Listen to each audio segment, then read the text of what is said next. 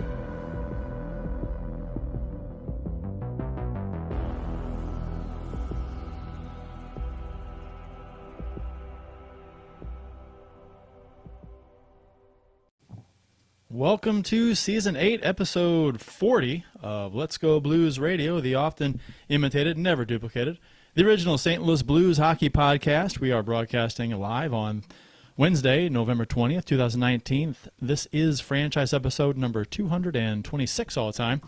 Your hosts tonight are yours truly, Kurt Price, Jeff Ponder, and Bill Day. And for your listening pleasure, we'll be with you for the next little while talking Stanley Cup champion St. Louis Blues hockey. To interact with us on social media, you can follow the show on Twitter at LGB Radio. My handle is at Kurt Price. Bill's is at Billy Blue Note, and Jeff's is at JPonder94. You can also follow us on Instagram, like us on the Facebook, and check out our YouTube channel. The website for Let's Go Blues.com, Let's Go Blues Radio is letsgoblues.com, where you can listen or watch past episodes, browse the discussion forum, as well as get some cool St. Louis Blues themed t-shirts, mugs, and stickers that helps support the show. For those of you watching live right now on the YouTubes, feel free to comment in the live chat below, and we will address each and every one of them. We'll try to anyway. And if you enjoy the show, we ask if you wouldn't mind leaving us a shiny, happy review on iTunes.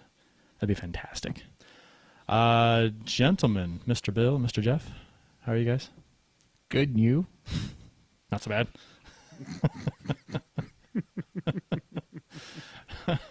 Oh, perfect. Perfect. Yeah.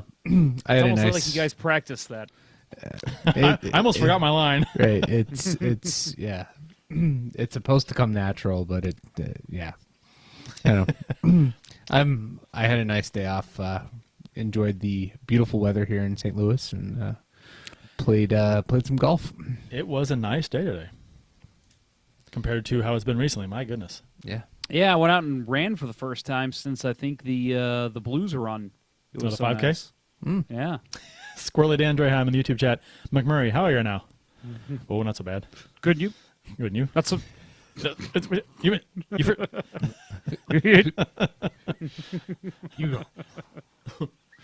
Yeah, beautiful weather today in St. Louis, and it's been nice getting ready for the Ponder Cup tournament. I know we got a couple people that are playing that are listening to the show right now, so just in a couple days, you're going to see Team Ponder lifting the Ponder Cup. Who is on at about 10:30? Who's your ringer or your star player besides you, of course? Well, I was going to say, besides me, Right, besides you. we've got Mr. Lynn McNew in goal, who is one of my favorite goalies in the St. Louis area. You know, last time I faced Lynn, I put one by him in a shootout. Really? I don't remember this. That was Please- oh yeah. Please explain it in detail. Oh yeah, I took the puck from center and skated in a little bit to the left, kind of curled in a little bit and wound up for a big slapper and came down pretty hard, and I changed it up and coasted to the right a little bit, and he bit on the slap shot, and I kind of slid it by him. So and I actually I tell people, and this is a true story, I did not know what I was going to do. I didn't decide about faking the slap shot until the downswing on the slap shot. So, I mean, I couldn't have telegraphed a fake because I didn't know what I was doing until I did it. Did it just not feel right, or I don't know. I couldn't make up my mind. I'm like, do I fake? I'm gonna go in. At first, I'm like, okay, I'm gonna go in, fake a slap shot, and then I'll kind of just like coast to the right real quick and kind of shoot it by him if he bites on it. And then I'm like, oh, no, I'll fake a slap shot, and then I'll kind of curl back and go backhand. And I'm like, oh, maybe I'll just shoot it. I've never done it before. Never wound up for a slap shot on a shootout. So, and I'm like, and I have to go, and I'm like, I got 3 things in my head. I don't know what I'm doing. So, I just I did something on Sunday night in my ice hockey game that I'm not too proud of.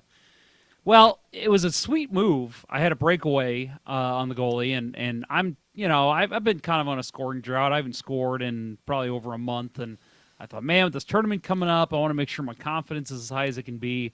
I got to score here. And I went in, I made a move, beat the goalie pretty cleanly, and it was a real nice move, and anyone who's seen me play has probably seen me make this move. It involves a leg kick and go into the backhand. Yep. And but the thing is, why I feel it's bad legendary. is the score was 6-1 when I did that.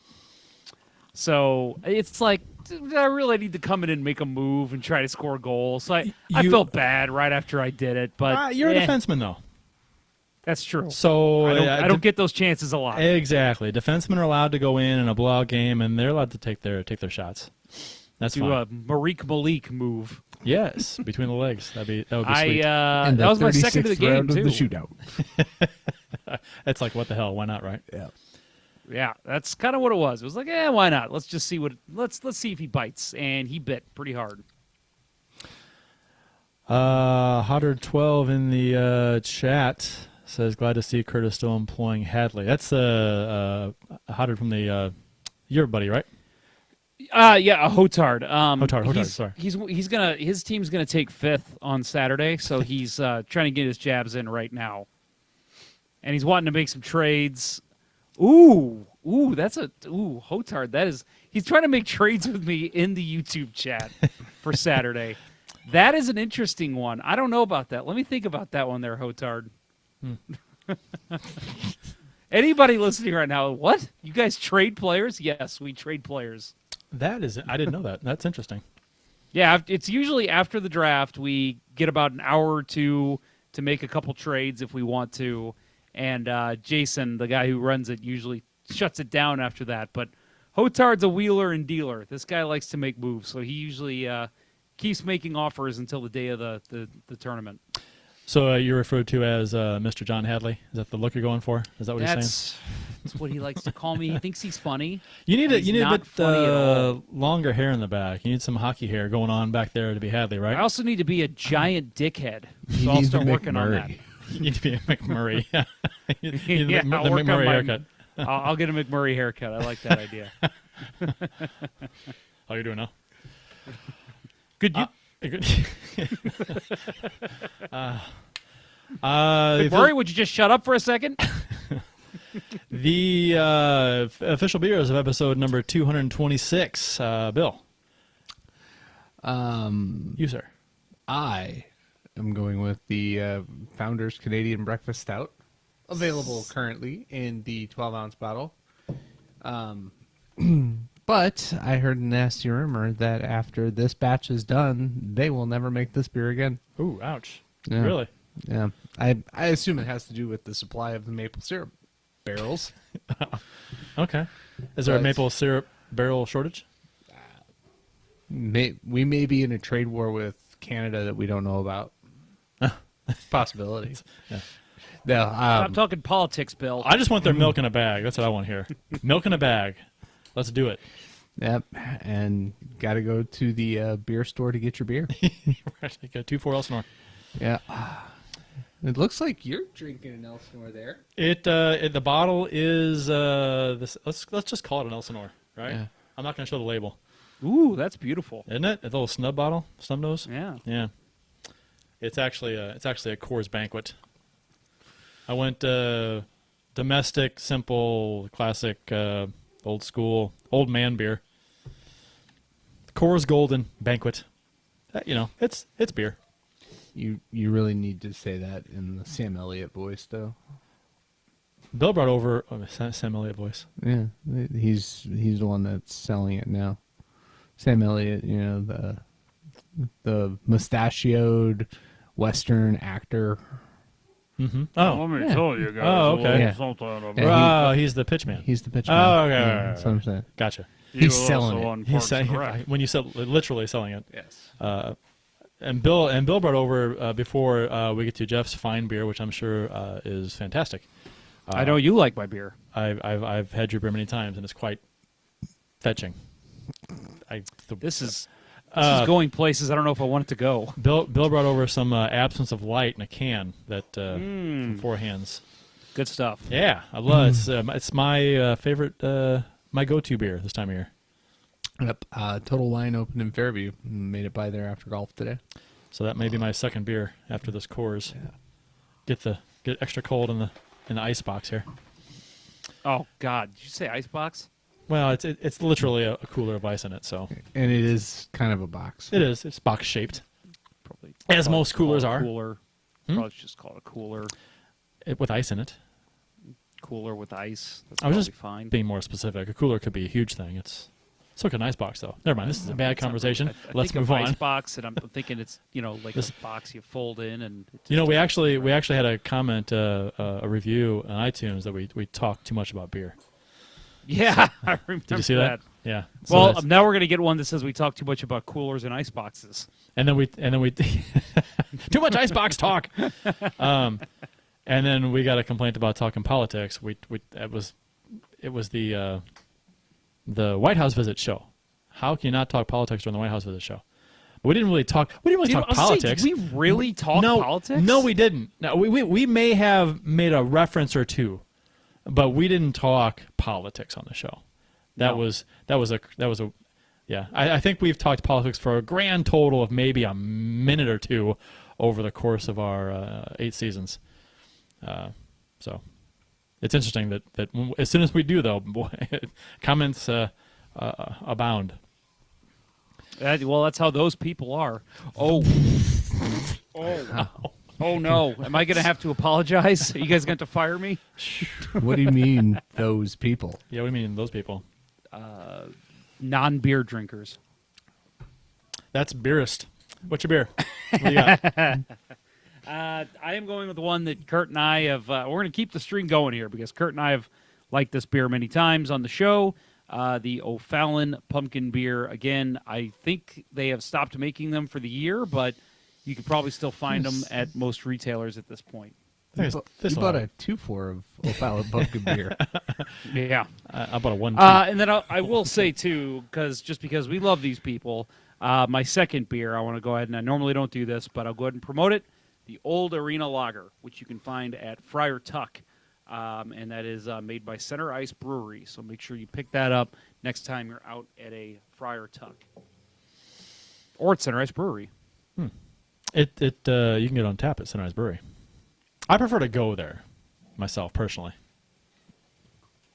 Bring in some food, sit down and eat, have some That's beers. great stuff.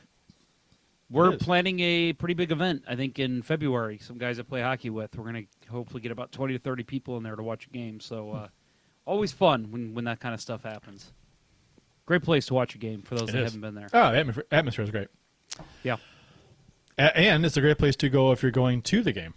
Because True. in St. Louis, The if Stanley you Shuttle. Oh my God, you go there, and they request you to buy a beer but you go there, you want to have a beer, and then you sign up for the shuttle. The shuttle leaves at different times. You pick a time to leave, and then you go and you park at Center Ice for free. Take the shuttle over, watch the game, take the shuttle back. You've parked for free. You save $20, $25, whatever it's going to be for parking. If you want to park close, and you could have 3 or 4 beers for that.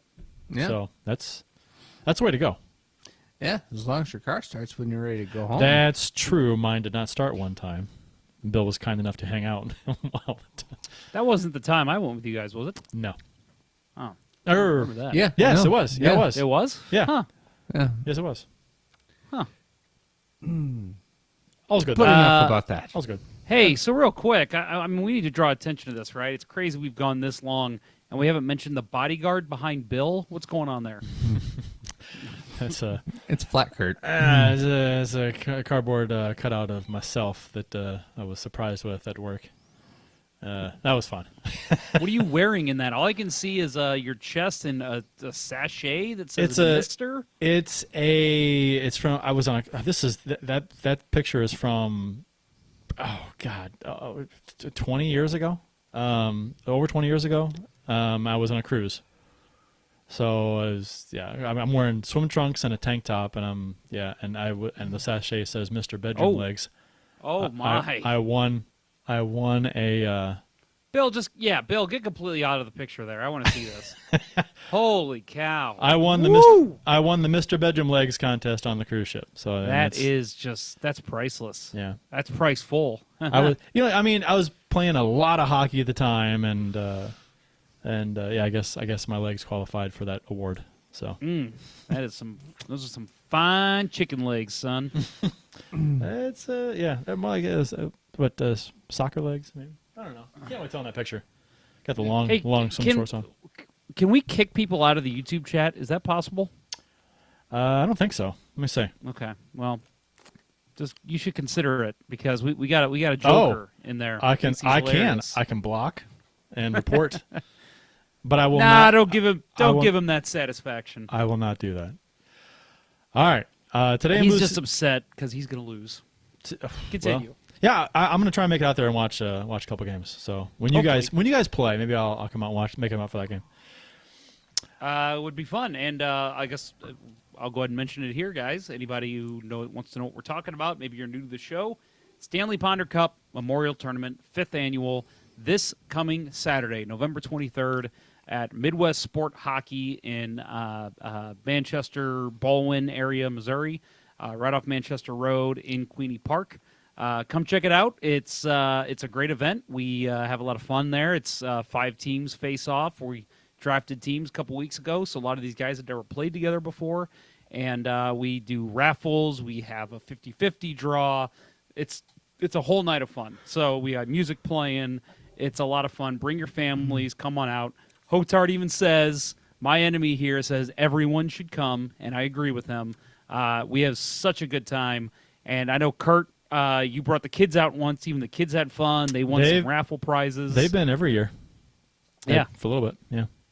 It's a good time. And my son comes. He has a great time. He's 7, and he just loves it. So, yeah, come on out, guys. It's going to be a great time. Raising money for a good cause. BeTheMatch.org, as well as Leukemia and Lymphoma Society. Even if you just come out, get yourself a pizza, a beer, whatever you're doing, it's going to go towards the charity. So, and obviously a little bit of the food prices do go back into the rink, too, and they are gracious enough to help us out on rink fees. So come on out. Anything, even to just showing up, showing your support.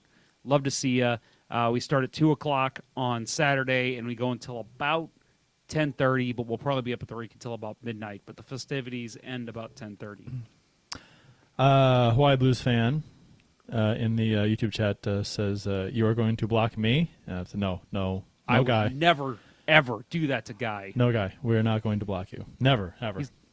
He's a fine human being. An upstanding young man. It's Hotard that we don't like. That guy's terrible. Hawaii Blues fan says, ha ha, ha ha ha. You think that's how he said it, too? Pretty sure. Okay. Maybe it was like a kind of thing. Very evil laugh, maybe. Has to start with an M, though, right? Hey, and I'm going to give a little kudos to you from Lackland Ruined It. He says production gets better and better every time. So that's a cap tip to Mr. Kurt Bryce. He's in charge of all that. Thank you, sir. We have a lot of fun with that kind of stuff. So trying to make it better all the time. Yeah, production gets better, start gets later. Right. That's how it goes. Whatever. Trade-offs. However it goes. We're animals, right? It's trade-offs. Yeah. I mean, what are you going to do? It's all about presentation. If you can snow them with nice graphics on the YouTube show and nice presentation, then they're less likely to realize that the content sucks. Exactly. Talk about beer too much. Talk about beer too much. Yeah, too much politics. What kind of beer Trump drinks? None. He doesn't drink at all. Oh, really? He doesn't? Yeah. I didn't know that. No. He one of his brothers apparently was an alcoholic. And, yeah. but that won't stop him from other vices. Oh, Porn the stars. McDonald's. Oh, Whoa, I whoa, was whoa. Too far. just stating facts. Yeah, just stating facts. Too far. Just stating facts. Stating facts. I'm the writing facts. a bad review. Just the facts, man. I'm doing it right now. Today in Blues history, courtesy of the @STL Blues History Twitter account, November 20th, 1968. Glenn Hall recorded his 74th career shutout, and Frank Saint-Marseille had 2 goals and 2 assists in a St. Louis Blues 7-0 win over the Oakland Seals, the much maligned franchise Oakland Seals. Finished that book yet, Ponder? The Oakland Seals book? No, I haven't even started it. Sounds like me with every book I've ever owned. Ooh, I'm going to read that book someday. I never do. I am working on a graphic novel because I'm a huge nerd. I'm working on my Death of Captain America, and I'm about halfway through. I started that about 4 weeks ago, so that shows you how quickly I get through books. I guess if it's anything like the death of Superman, the death will not be long-lived. I think he's dead, right? I don't Steve know. Rogers is dead in the comics. Yeah, but they'll bring it back. It's like a soap opera. I don't know. It always He's comes- been. It's been about 12 years now. I don't follow the comic books. He died, really? Yep. Huh. Okay. Maybe not then. Yeah, I think he's gone for good. I think somebody took over for him. This has been Nerd Talk with Let's Go Blues Radio. Wasn't it Bucky? Kevin Smith is our guest tonight.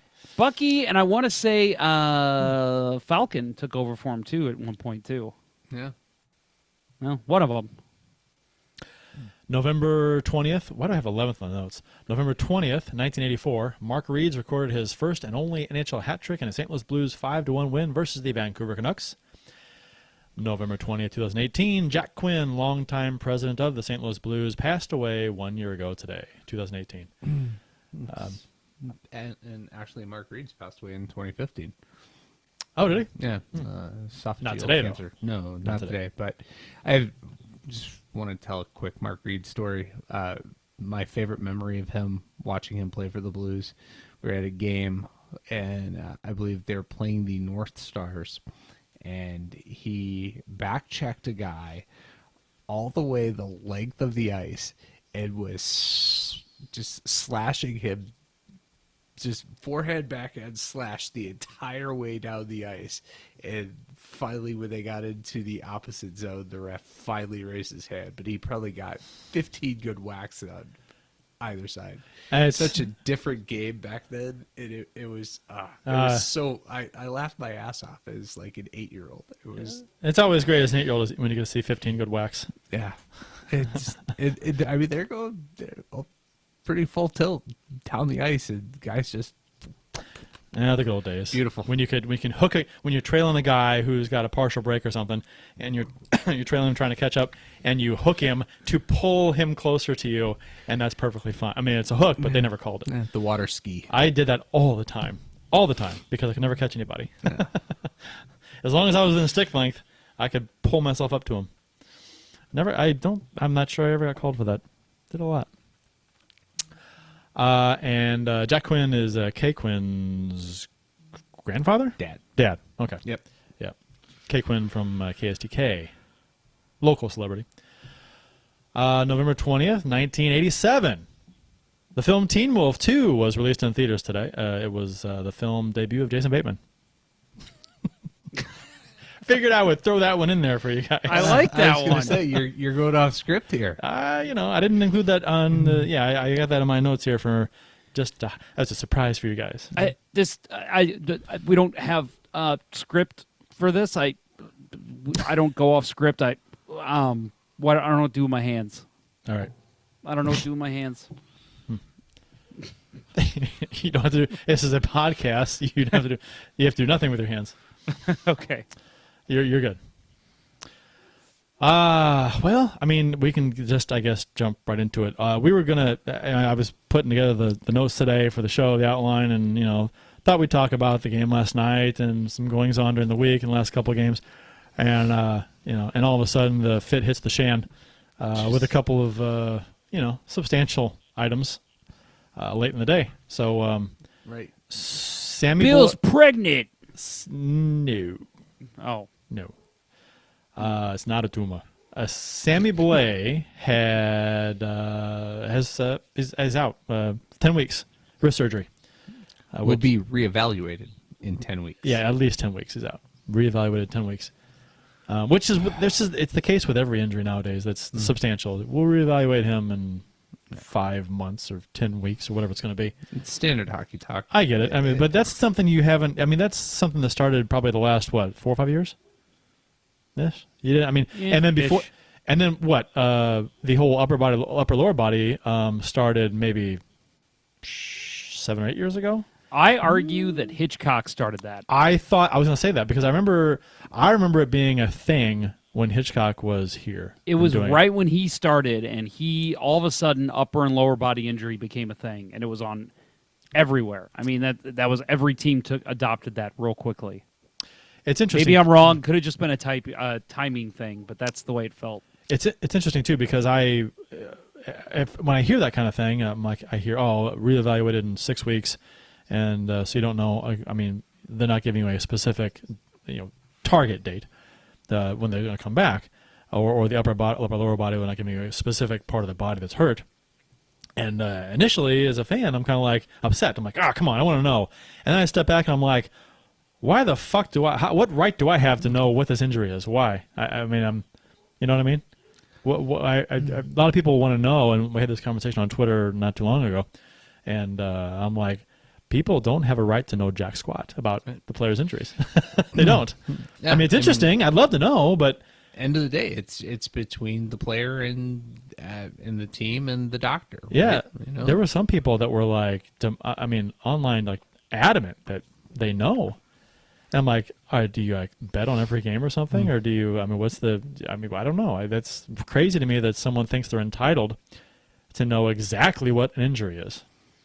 Yeah, I know that there's a lot of people who get mad because they don't disclose the injuries like they used to. And Yeah. I remember Dallas Drake just probably, 16, 17 years ago, there was an injury, I think, to Joe Sakic, and it was during a playoff race.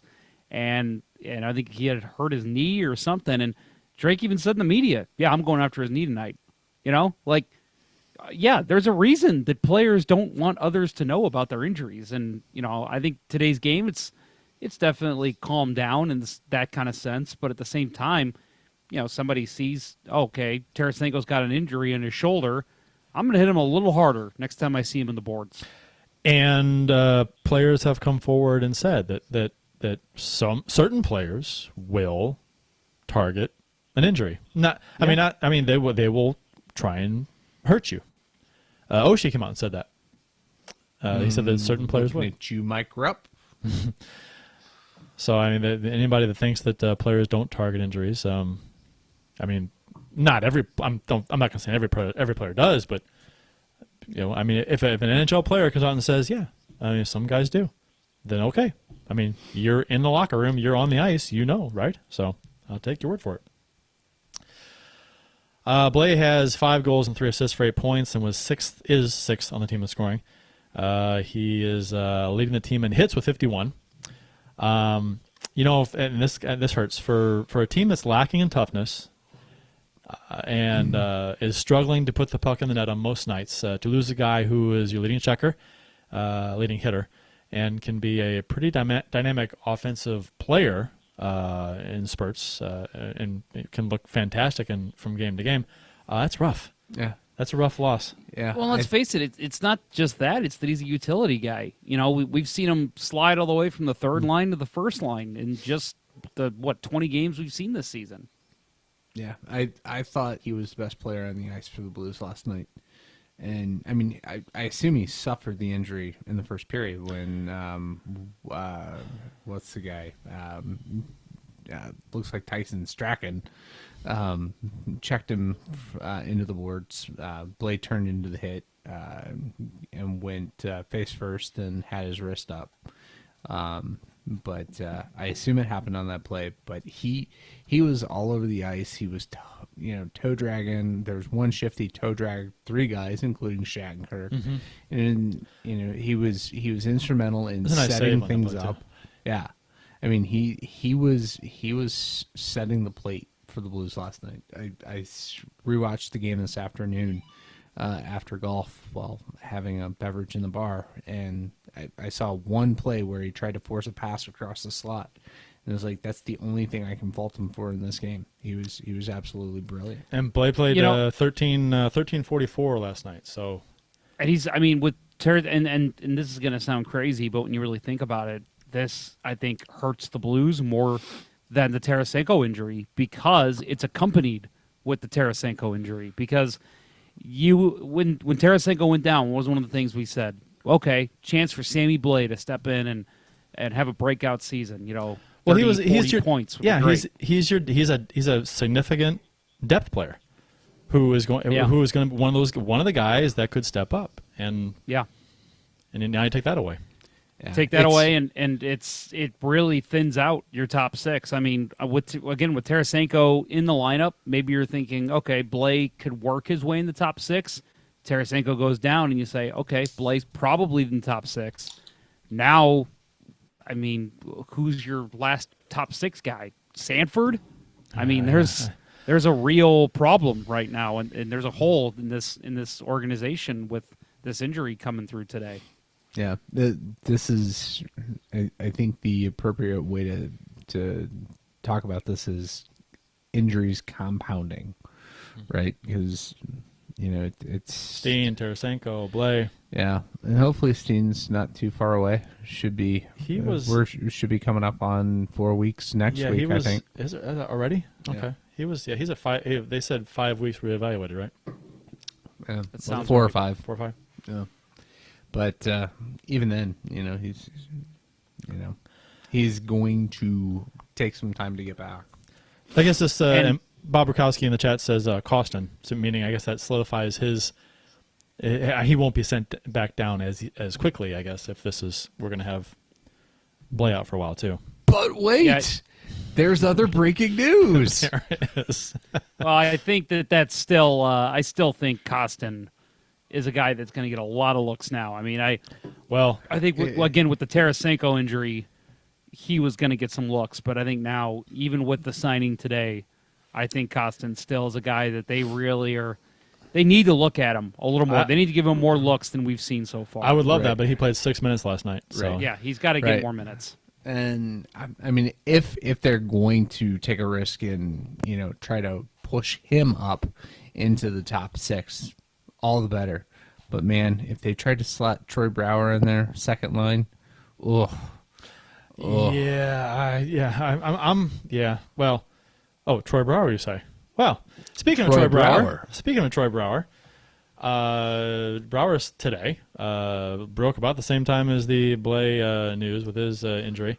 Signed a 1-year, 2-way contract for $750K with the Blues, and McGinn was released from his personal tryout offer earlier today. So they had until today to make a decision on McGinn, and they had until tomorrow to make a decision on Brouwer. But went ahead and signed him today. Brewer. Did I say Brouwer? Yeah, Eric. Holy Brewer. hell, jeez. Woo! Oh, jeez. Wishful thinking for sure. Oh my God, yeah, no. He's good in the locker room. Right. Yeah, I'm that's sure. what they need. I'm sure Brouwer is too. But signed him today. So he's 34 years old. Had 21 points last season, 22 points the season before. Played about 12 to 13 minutes plus last couple seasons. Had 177. This is why he's signed. 177 hits last season for Florida, which would have led the Blues by a lot last season. Maroon led the team last year, Blues with 135 hits. So he had over 40 more hits than Maroon did, who led our team last season. So assuming Brouwer can maintain that this season at 34 years old, that's a kind of a. I mean, Bill and I were talking before the start of the show that it's really. I mean, whatever you think of Brouwer and how he's going to contribute offensively, if he can maintain his physical play, it's kind of at this point it's kind of a no-brainer to go ahead and sign him because losing Blais, who was your leading hitter, at 40 was it 40 some odd hits he had so far. I mean, and we were already lacking physicality before that. So I mean, you got to have a guy out there who's gonna bang.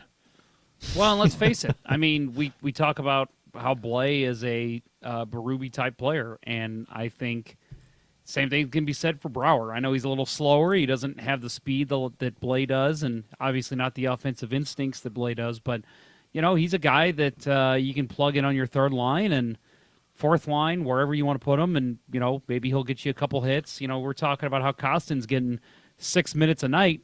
Bump that up to 10. Have Brouwer play 5 minutes a night. I mean, you got to hope that it works out in everyone's favor, and I think, and it's a low risk too. I mean, that's why I'm okay with this, and that's why I was okay with the PTOs in the first place. It's low risk. Things don't work out. Doesn't seem like he's up to NHL speed. Send him down. He's making a league minimum contract. He's if they send him down, he's making $300K, $750K up here, $300K in San Antonio. That's not bad. That's fine. Yeah, that's not going to. It's a drop in the bucket for even Kurt. Right. Well, yeah. And it kind of feels to me like, it's one of those moves that you bring a veteran guy in, tail end of his career. He's willing to take a two-way contract because there's maybe some talk about, this is what I assume is happening behind the scenes about, after your career, do you want to be a coach? Bring in a veteran guy, leader guy, Warren A when he was here before. Why not? I hadn't really thought about that, but yeah, that's a possibility. So Robbie, I'm going to ask this again because last week after it's a new week, another injury, I'll ask the same question I asked last week. The Robbie Fabry trade. So now that Steen's gone, Tarasenko's gone, Blais gone. Well, Steen should be back fairly soon. But do you think that Armstrong is going to regret trading Fabry, or you guys still on the board with saying no, he wasn't going to fit in the system, he wasn't going to be effective in the system? Well, I think now, yeah, it's easy to say, they shouldn't have traded Fabry, but I mean, at the time, I agreed with it. I think it was the right move. Give the guy a chance somewhere else. Yeah, I honestly don't think it matters one way or another. Man, Jacob Delarose was a healthy scratch last night. That's what. They decided to sign Troy Brouwer. I mean, obviously they are not sold on Delarose either. Well, I knew that was going to be the case. I knew he was going to be a Bertuzzo Gunnarsson type situation where he'll play every other night or 2 out of 3 nights or something. I knew he was going to be a healthy scratch, every so often. Yeah, and then that's. I think the Fabry moving him was more of a favor to Fabry, right? Yeah, and I get it, and that's what Armstrong said in the conversation that he had and with Fabry, and it's fine. I'm just strictly thinking from perspective as far as like this team having trying to ice the best team and having the best assets available to you should injuries pop up like they are right now, which you can't foresee that kind of thing, but you don't want to hold a guy hostage like Fabry who wants a shot to play, and if he's not going to play, then okay, move him.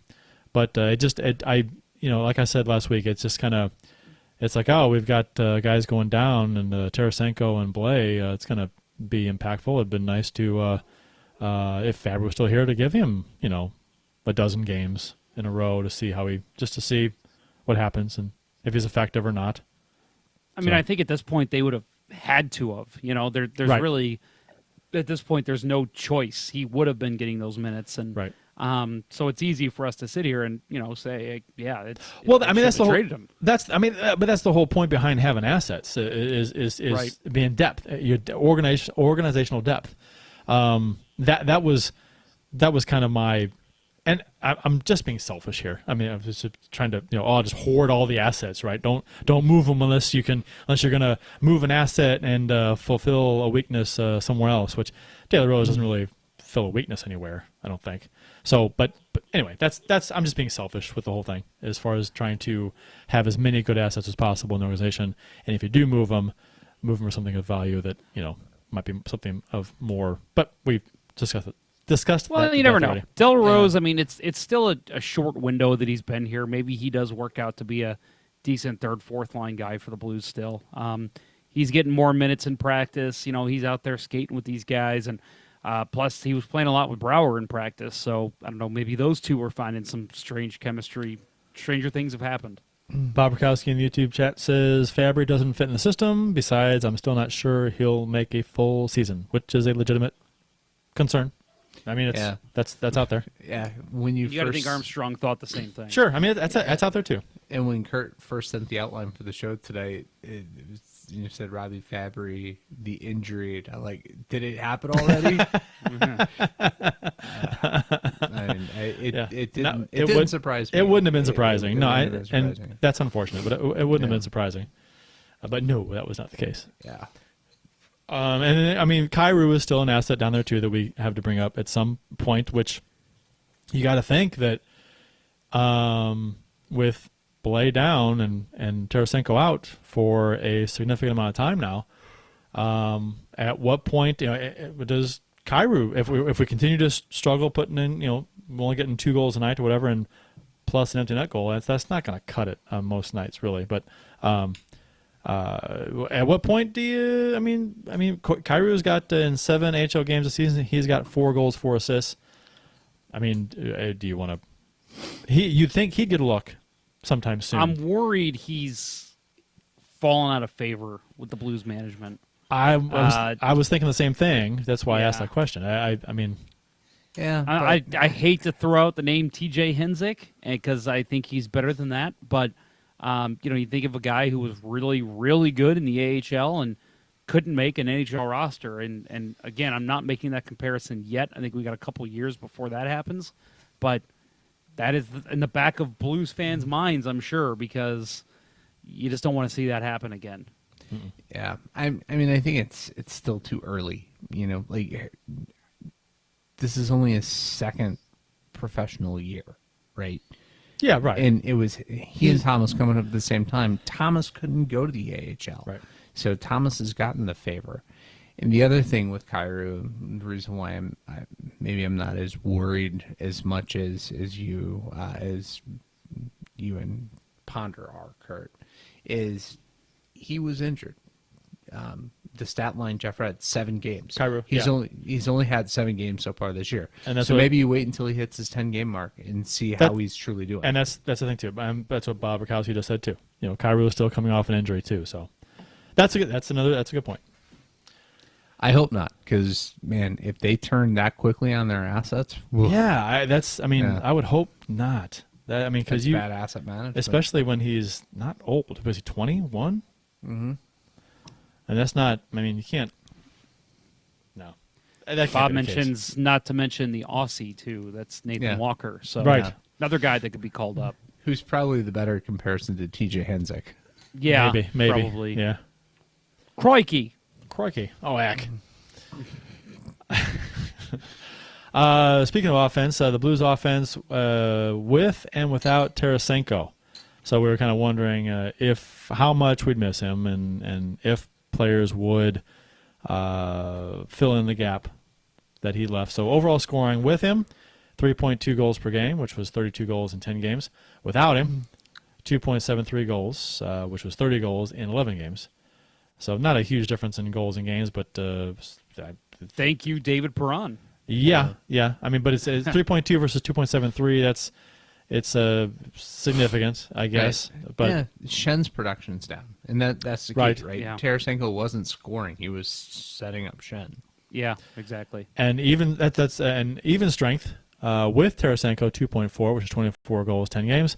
Without him, 1.73, which is 19 goals in 11 games. So even strength scoring has been a problem. 5-on-5, which 5-on-5 hockey is why we won the cup. Mm-hmm. And right now it's kind of been a struggle, and our power play is kind of helping this team still gain points.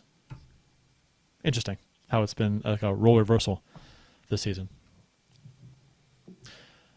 Let's see. We talked about Brouwer. We talked about Kyrou. Touched on Fabry. Yesterday was the 1-year anniversary of Mike Yo's firing, which reflections, guys. I mean, I think what I think happened. they made the right move. You know what? Well, here's the deal.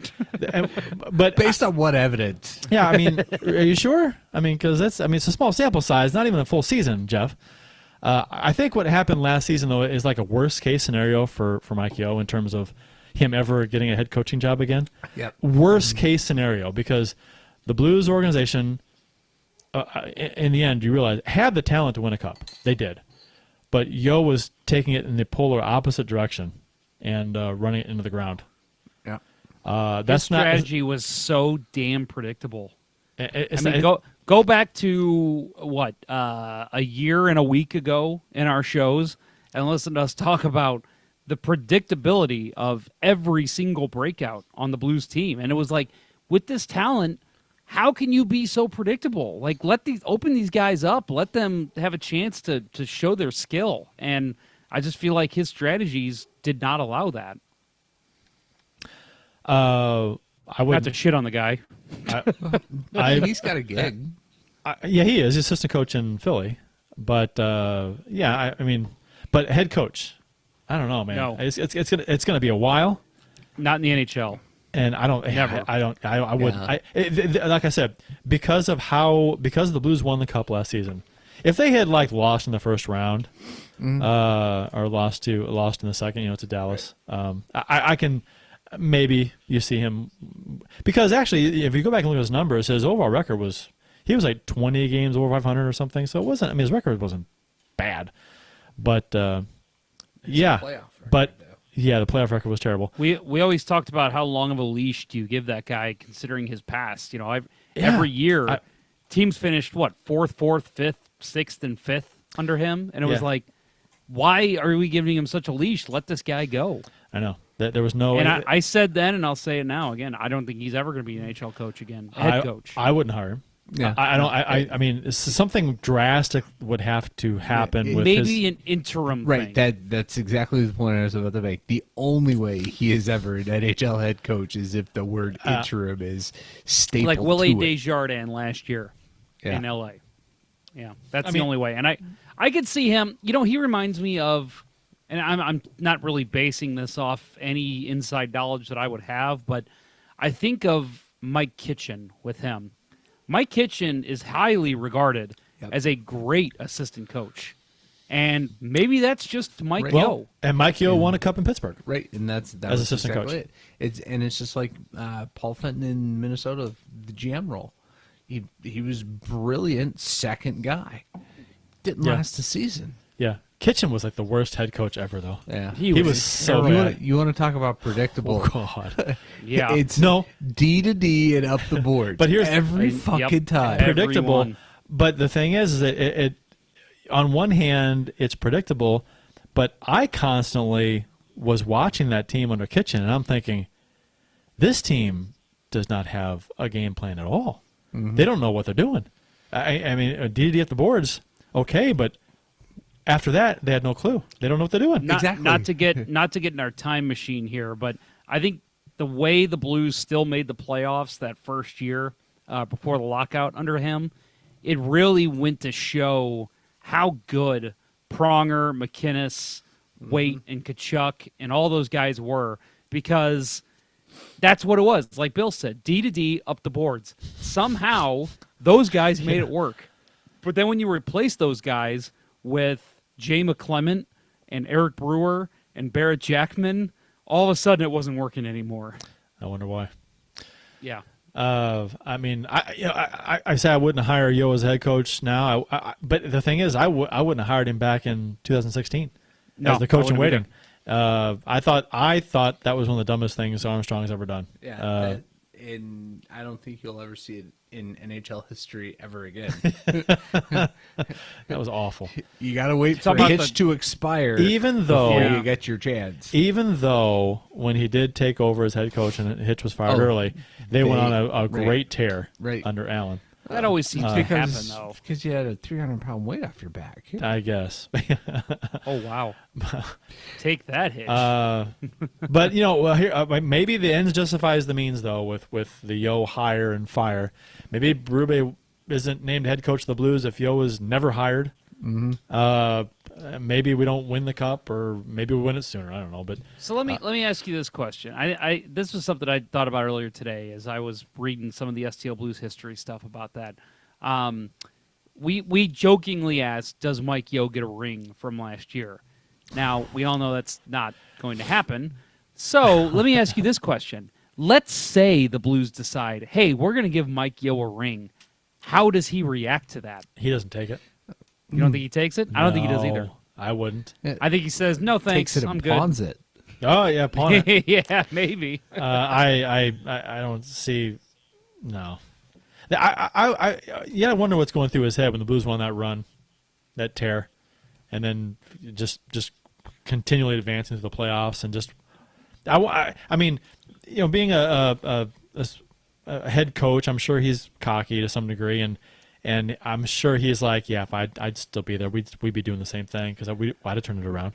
I've been begging to call up Binnington for years. Let me show you guys. Let's do a little Let's Go Blues Radio theater here. This is exactly how I think Mike Yeo was watching the playoffs last year. And if you're watching on YouTube, congratulations, you can see the full act. Oh, fuck. Oh, fuck. I fucking hate this song. Ah, fuck Gloria. End scene. Hey, very nice. Thank you. Very nice. Thank you. Very well. If I had a rose, I would throw it at you. Wow, all the way from where you're at? That's pretty impressive. It would make and then halfway through the street. So in this realm, I want to ask you guys something that happened earlier today in the NHL that most people know about. The highest paid coach in the NHL, I think in NHL history. NHL history, Could be wrong. yeah, it was. Mike Babcock was fired today and relieved, and Sheldon Keefe took over from the Toronto Marlies. But let me ask you guys, do you think that, I don't know, anything about yesterday being the 1-year anniversary, Mike Yeo kind of being in the heads of some NHL people, the Maple Leafs thought, you know what, this worked for the Blues, let's see if it can work for us? I think it's they're not last, but they're not playing as well as they could. I think the date is coincidence, because I think that they pegged this road trip, or this series of games as important to them, and they've lost 5 in a row now. Yeah. On this, Terrible. There may be a couple some similarities, but that's about it. And a couple of the games, the team looked to lay down, and mail it in. So like they'd given up on Babcock. Yeah. So I mean, it's probably just coincidence, and Shanahan was on TV saying they talked about it and they just felt it was the right time. They didn't want to wait any longer, and Bob McKenzie was saying that if they wait too much longer, then they're approaching the Thanksgiving date. If you're out of the playoffs by Thanksgiving, then your chances are you're not going to make the playoffs. Something like that, isn't it? Yeah. That's saying so, which is crazy, but. Yeah, it just my favorite tweet that I saw about it today was a salt rubbing in the wound tweet from a non-Maple Leafs fan, and it was a tweet of the save that Marc-Andre Fleury made last night. I don't know if you saw it. God. Brilliant, Yeah. That's brilliant ridiculous. flying Superman save. One of the best saves I've ever seen. And they totally credited Fleury with getting Babcock fired. Way to go, Marc-Andre Fleury. That shot was going in, right? I saw. Yeah, I it shot. was. Clearly, I think it was. Well, I saw a camera angle from the corner, and it was. I mean, it was. I think it was, but it was close. I think it was going in, but it was really close. Yeah, Fantastic save. Oh, leave Marc-Andre Fleury alone. Fantastic save. And somebody posted, I think, in one of the Twitter threads or something, or the Facebook threads about it, after it was shown, Ryan Miller, sliding, diving save back, or he went for the extra attacker, I guess it was. Yeah. And then came back out and then had to dive, slide and dive. That was similar, but pretty cool. Yep. Good stuff.